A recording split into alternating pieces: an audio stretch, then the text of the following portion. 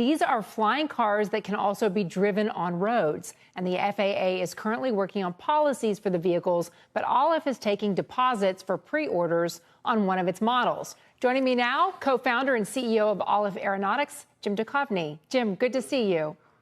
Thanks for hosting us. Okay, where does it stand right now? Do these cars actually right now go from the road to the air?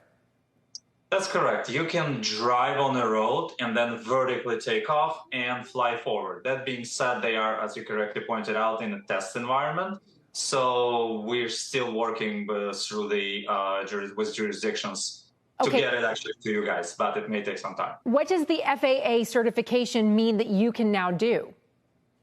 Yeah, so it's a limited certification which allows us to fly in the very specific areas and only very specific purposes. But it's also very important because, yes, it allows us actually legally to fly. And as you can mention, the car is actually drivable, so you can drive it. Okay, so for the testing purposes, you're not actually going to be out driving this car on the highways that I'm driving on, will you?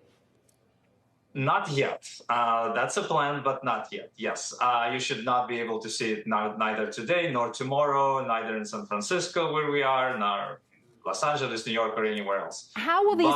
We're working to get it there. Okay. How do the cars work? Like, is this meant that I can fly from New York City to Boston and just go along the roadways, or is it something more limited and constrained?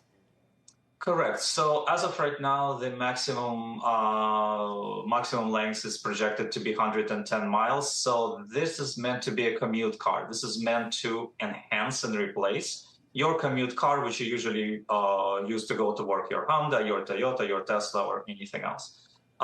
In the future, yes, we plan to make it longer range, but as of right now, this is your should be regular commute vehicle, which should hopefully make your commute much, much faster and much more enjoyable. And when are you going to actually deliver on the pre-orders that you already have?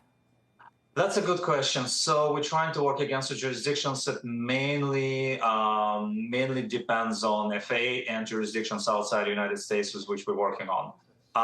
Technically, we should be ready pretty soon. Usually I communicate 2025. But again, it's highly depending on jurisdictions and the legal, how they allow us to work. Okay, what we're showing is the conception of the flying car. Will the cars actually, we're showing them flying like by the bridge.